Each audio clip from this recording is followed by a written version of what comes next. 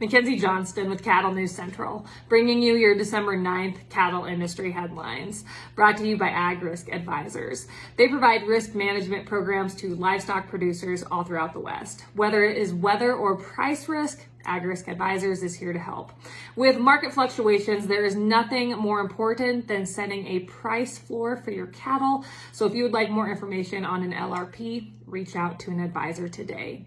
Also sponsored by Circle 5 Cow School. They host remote weekly classes all throughout the Midwest so you can learn to preg check your own cows. To view their schedule, head on over to circle5cowschool.com. That is the number 5 in there, or you can go ahead and just give them a follow on Facebook. And finally, Cross Diamond Cattle Company of Bertrand, Nebraska. They're going to be hosting their annual Red Angus Bull and Heifer Sale this coming Monday, December 13th at the ranch near Bertrand. They're going to be selling 225 head of coming 2-year-old Red Angus bulls and 400 head of outstanding commercial bred heifers. I've been talking about the Cross Diamond sale now for a couple weeks. You cannot get any better Red Angus cattle than what they have to offer. No better people to deal with in the cattle business. Fords are fantastic. All the folks they have sell at their sale, top of the line. For some reason, if you can't make the sale on Monday, the sale is going to be on Superior and DD Auction. If you'd like to view video and check out the sale catalog, head on over to crossdiamondcattle.com. According to the North Platte Post, on Tuesday, the North Platte City Council unanimously voted in favor of Sustainable Beef LLC's redevelopment plan, which means the plant can now start construction. A public hearing was held on Tuesday evening before the vote took place, with many speaking in favor of the project. However, there were still a few that spoke out in opposition with concerns about roads, smell, and safety. Sustainable Beef is North Platte's largest economic development project that they have seen in decades. The plant will provide about 2,000 jobs, and it is expected to have a $1.16 billion a year economic impact. According to Sustainable Beef's CEO, David Briggs of Alliance Nebraska, if all goes as planned, construction will start as soon as possible this spring, and the first cattle will be processed in early 2024. It is great to see those guys get the green light and start construction and really get things rolling with this new plant. According to Brownfield Ag News, during the Nebraska Cattlemen's Convention down in Kearney last week, Brownfield Ag News spoke with Homer Buell, a Nebraska rancher, and also Todd Wilkinson with NCBA, and also a South Dakota rancher, about the issues in our cattle markets. Buell believes that something needs to be done to fix our marketing system because right now it is clearly broken. He would like to see more transparency with cattle pricing, but not in the form of mandates.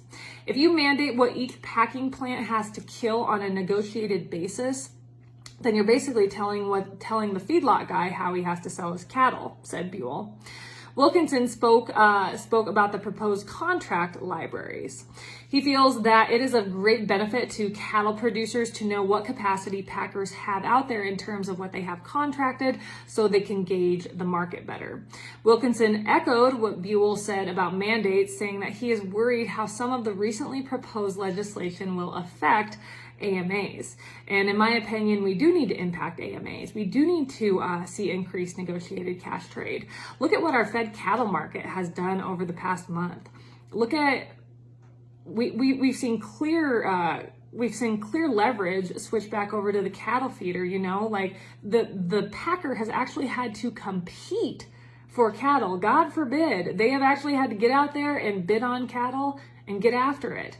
And that is exactly what we need. So yes, we do need to impact AMAs and mandated cash. You know, that's what our fed cattle market needs. Because like I said, over the past month, our fed cattle market is booming. It is great. We saw 142 last week. Let's see 143, 144 this week. Increased negotiated cash trade. That's what we need.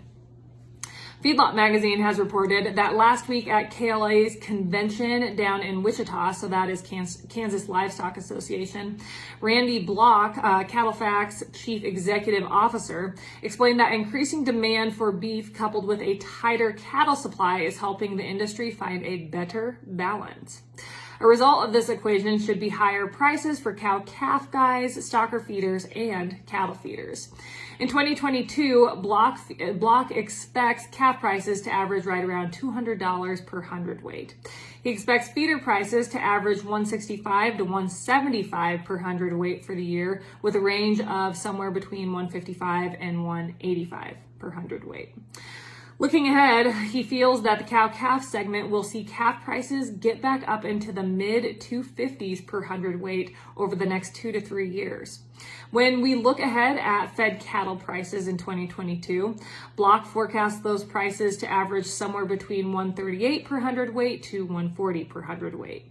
He thinks that we could see those prices approach a high of $150 per hundredweight at some point in the spring and push all the way up to $160 per hundredweight in the fall. To address worries about price discovery and lack of transparency, Block stressed the importance of grid marketing in the overall economics of the industry. If we were to take the grid systems that are paid today out of the market, we would lose $1 billion at the cattle level, he said. He went on to say that those in the cow-calf and stocker business, those dollars will come off of their top line. And many of those producers have built genetics around that, so it's vital to have access to those systems if you're going to get paid. That is quite an interesting take. That is all I have for you guys this morning. Have yourself a tremendous Thursday. I'll see you later.